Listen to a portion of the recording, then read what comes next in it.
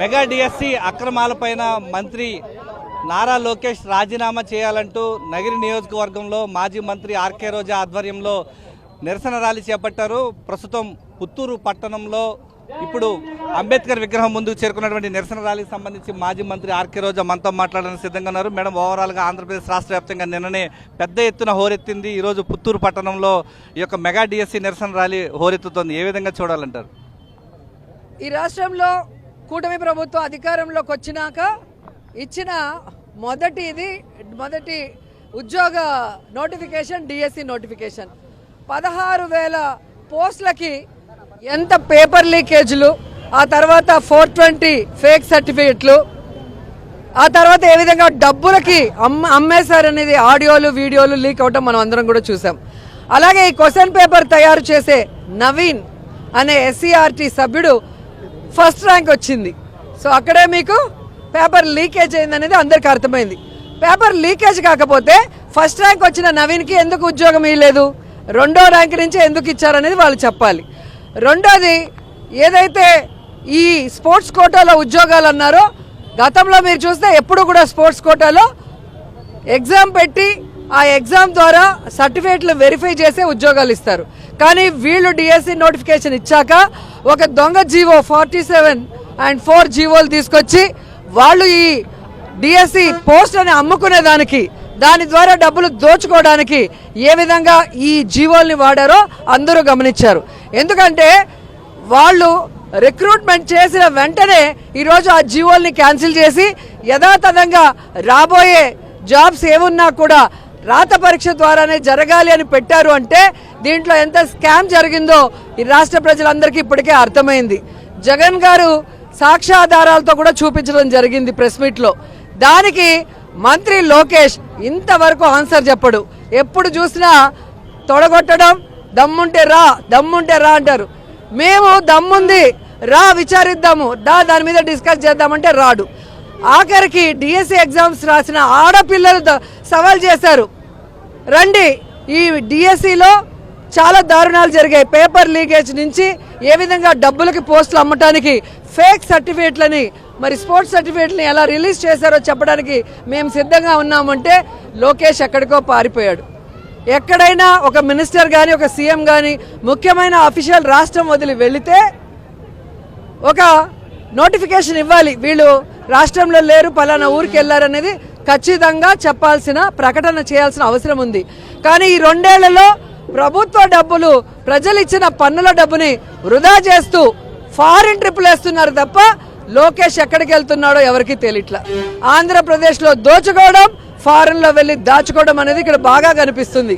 ఈరోజు లోకేష్ విద్యాశాఖ మంత్రిగా ఉన్న ఈ యొక్క డిపార్ట్మెంట్లో ఇంత పెద్ద డిఎస్సి స్కామ్ జరిగింది.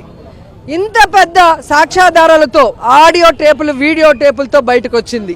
దాదాపుగా 300కు పైగా కేసులు కోర్టులో వేసి ఈరోజు అర్హులైన అభ్యర్థులు పోరాడుతుంటే బాధ్యత కలిగిన లోకేష్ దానికి సమాధానం చెప్పాలి. కానీ లోకేష్కి బాధ్యత లేదు. రెడ్ బుక్ రాజ్యాంగంతో, పోలీస్ వ్యవస్థ, టీడీపీలో ఉన్న గూండాలతో రాష్ట్ర వ్యాప్తంగా ఈరోజు డిఎస్సి కోసం చేస్తున్న నిరాహార దీక్షలు, అలాగే ర్యాలీల్ని ఏ విధంగా భగ్నం చేసే విధంగా దాడులు చేయటం, ఏ విధంగా కోడిగుడ్లతో కొట్టడం, మూత్రాన్ని పోయటం, ఈ విధంగా సైకో కార్యక్రమాలు చేస్తున్నారో మనం చూస్తున్నాం.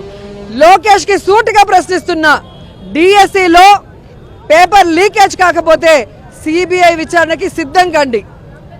ఈరోజు మీరు ఇచ్చిన 47 జీవో 420 జీవో కాబట్టే దాన్ని మీరు క్యాన్సిల్ చేసి మళ్ళీ పాత జీవో తీసుకొచ్చిన విషయము నిజమా కాదా?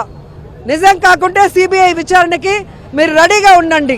అలాగే ఫేక్ సర్టిఫికెట్లు, బ్రిడ్జ్ గేమ్ అంట, తాడు పట్టుకొని లాక్కుంటారు కదా ఈ సైడ్ ఆ సైడు, చిన్నపిల్లలు లేడీస్ ఆడే గేము, దాన్ని ఉద్యోగాల కోసం పెట్టి దాంట్లో సెలెక్ట్ చేసామని చూపిస్తున్నారు.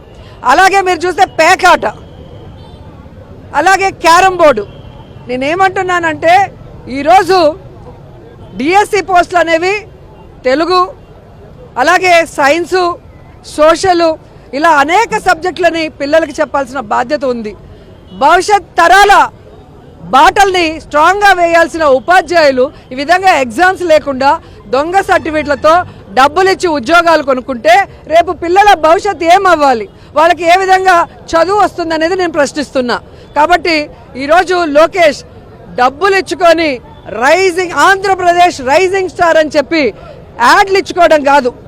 నువ్వు ఆంధ్రప్రదేశ్ రైజింగ్ స్టార్ కాదు, అవినీతిలో రైజింగ్ స్టార్, రెడ్ బుక్ రాజ్యాంగంలో రైజింగ్ స్టార్, స్కాముల్లో రైజింగ్ స్టార్ తప్ప అభివృద్ధిలో కాదు అనేది రాష్ట్ర ప్రజలందరూ తెలుసుకున్నారు. కాబట్టే రాష్ట్ర వ్యాప్తంగా ఈరోజు రోడ్డు మీదకి వచ్చి ఈరోజు డిఎస్సి అభ్యర్థుల కోసం అందరం కూడా పోరాడుతున్నామన్న విషయం తెలుసుకోండి.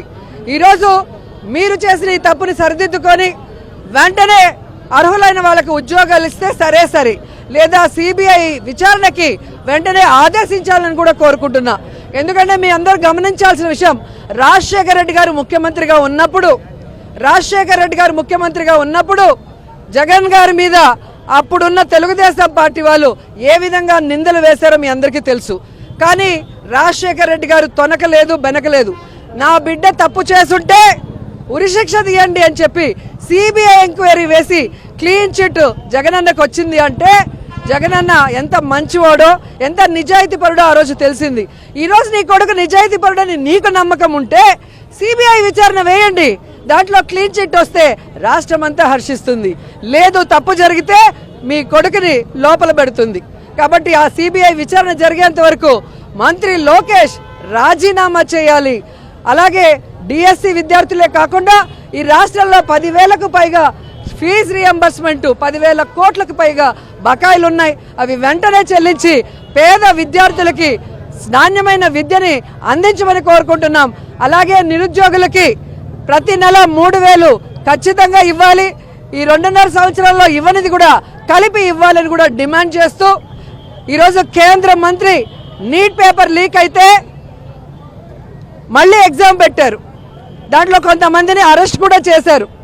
కానీ నైతిక బాధ్యత వహించాలి, మంత్రి రాజీనామా చేయాలంటే ధర్మాన ప్రధాన్ గారు రాజీనామా చేశారు. కానీ ఆంధ్రప్రదేశ్లో డిఎస్సి పేపర్ లీక్ అయిందనటానికి ఎస్సీఆర్టీలో పేపర్ రెడీ చేసే నవీన్ ఫస్ట్ ర్యాంక్ రావడమే మనం చూసాం. అతనికి ఉద్యోగం మీకుండే దాచిపెట్టిన విధానం కూడా మనం చూసాం. అలాగే ఫేక్ స్పోర్ట్స్ సర్టిఫికేట్తో ఉద్యోగాలు ఇచ్చారు. ఎందుకంటే గోల్డ్ మెడల్స్కి వచ్చిన వాళ్ళకి ఇవ్వలేదని వాళ్ళే మీడియా ముందుకు వచ్చారు, కోర్టుకు కూడా వెళ్ళారు. కాబట్టి అది కూడా కనిపిస్తుంది. మరి ఈరోజు నీట్ పేపర్ లీక్ కన్నా చాలా దారుణంగా, చాలా ఘోరాలు, అవినీతులు జరిగిన ఈ డిఎస్సిలో నారా లోకేష్తో రాజీనామా చేయించాలి చంద్రబాబు నాయుడు అని డిమాండ్ చేస్తున్నాం. లేదంటే డిఎస్సి అభ్యర్థులకి అండగా నిలబడి అర్హులైన వాళ్ళకి ఉద్యోగాలు వచ్చేంత వరకు పోరాడుతూనే ఉంటామని కూడా ఈ సందర్భంగా తెలియజేసుకుంటున్నాం. మెగా డిఎస్సిని దగా డిఎస్సి చేసిన లోకేష్, మెగా డిఎస్సిని దగా డిఎస్సి చేసిన మంత్రి పైన సిబిఐ విచారణ జరిపించాలి. మంత్రి నారా లోకేష్ రాజీనామా చేసేంత వరకు అలుపెరగని పోరాటం కొనసాగుతుందంటున్నారు మాజీ మంత్రి ఆర్కే రోజా. ఈరోజు రాష్ట్ర ముఖ్యమంత్రి చంద్రబాబు నాయుడు పుత్ర ప్రేమతో తన కొడుకును కాపాడుకునే ప్రయత్నం చేస్తున్నారు. మంత్రి నారా లోకేష్ రాజీనామా చేసేంత వరకు మెగా డిఎస్సీల అక్రమాలపైన తమ పోరాటం కొనసాగిస్తామని చెప్తున్నారు.